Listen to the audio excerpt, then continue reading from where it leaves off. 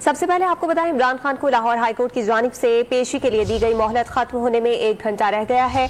क्या जमान पार्क से इमरान खान की अदालत रवानगी की तैयारियां हो रही हैं?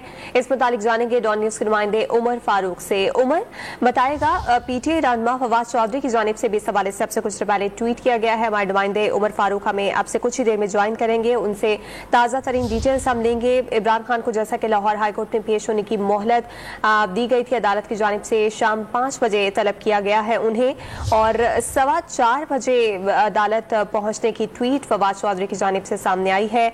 और फवाद चौधरी ने अपने ट्विटर पैगाम में ये भी कहा है कि हाजिरी सिर्फ अदालती एहतराम के लिए होगी और ये हाजिरी मेडिकल और सिक्योरिटी दोनों जिम्मेदारान की राय के खिलाफ है।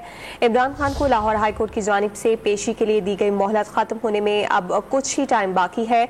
और अब से कुछ देर पहले अगर केस की समाअत का जिक्र किया जाए तो लाहौर हाईकोर्ट ने हिफाजती जमानत की दरखास्त और वकालतनामे पर दस्तखत में फर्क की वजाहत के लिए पाकिस्तान तहरीक इंसाफ के रहनुमा इमरान खान को 5 बजे पेश होने की आखिरी मोहलत दी थी।